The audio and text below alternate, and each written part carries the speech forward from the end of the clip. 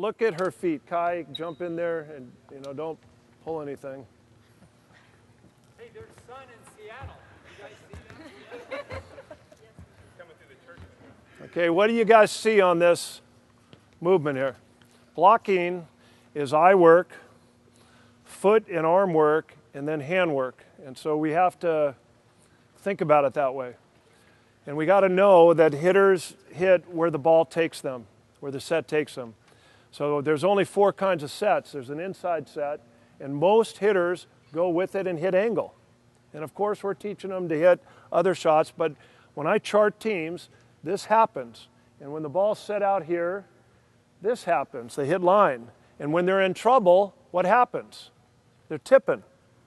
So if we can see those things and a ball off the net, then we have a pretty good idea of how they're going to attack us, how they're going to hit. And so we have to know that. So you got to see things, and we're going to talk about the sequence so we can respond efficiently and get to a point of attack. If we're in good places at good times, we can pressure people. It's a good deal. And then having the ability to stay focused on the things that tell you what to do is 90% of the battle. Having the ability to stay focused on the things that tell you what to do, because there's different things that are happening all the time. And so we have to know how to move to get there.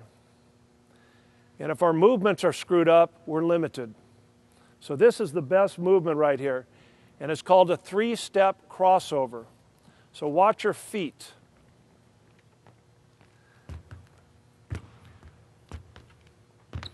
I see a jab step. And her jab is just this jab.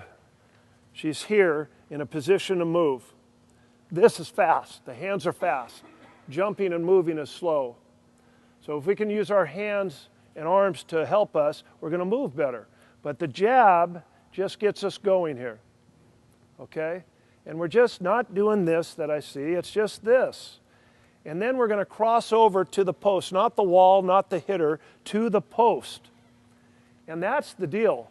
We got to go fast on that move. You got to go fast on the move. How much force you impart on it is based on what you see. So you got to see stuff.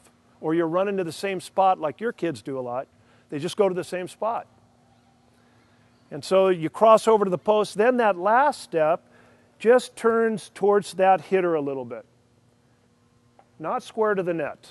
Towards the hitter, which allows you to bend your arms a little, which you cannot see here. It happens too fast. You can see it on camera. And then they get across the net. And that's the deal. And we're working right now from not doing this to this. And so watch Kai's move now. And the movement is the same for a middle as it is for an outside. The movement is the movement. And she was the #1 right side blocker last year because we keep stats on that. And make your move. Now just pay attention to her, the direction she's running here. Just try to get a look. So we'll put a camera here to see if we're across and to see if they're moving right. And you can see it from here. And look at how that last foot turns towards the hitter and she goes, okay? Now watch her arm work. Watch both of their arm work.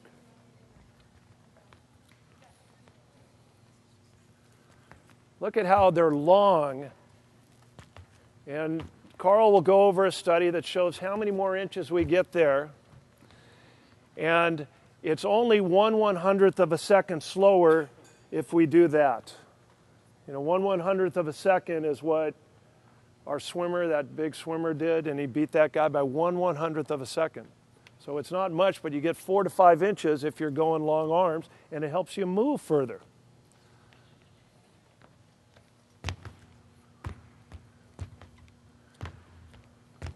So that's the 3-step. And then I want to show you a crossover 2. And we're fading out a 3-step, a quick 3. And we're using this step, and we can cover more ground and get a little further over the net.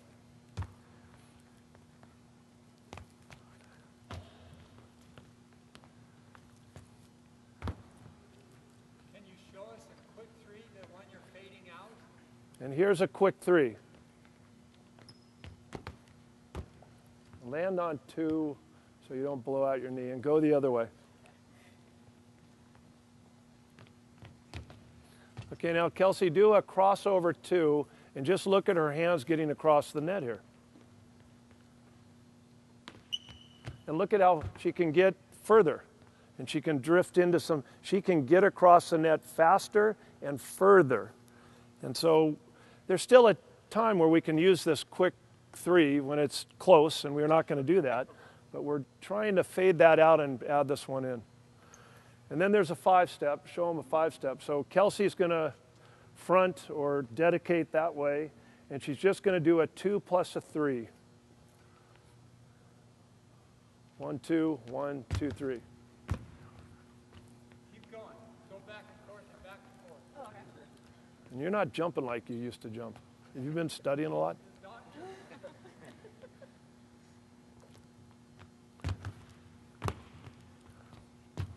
Keep going. Back again. Good job. That's good. I do it one more time. And we like to do this and just time them. And watch her long crossover. Watch how much ground she can cover. Look at that.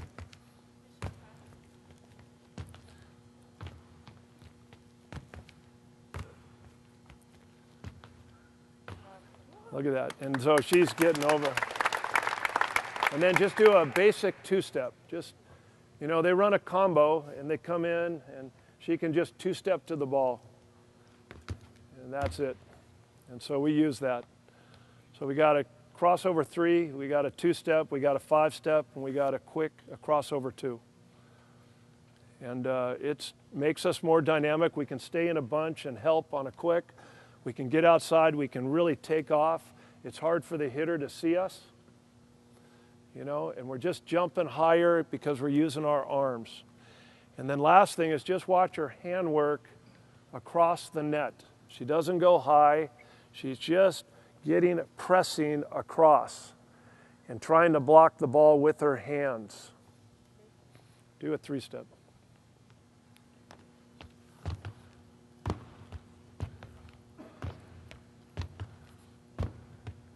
And it's really important that when you take off, you're taking off in the same spot, because you can be too far off and balls come here.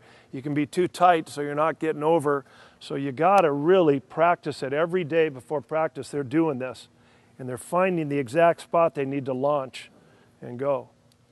And that's it.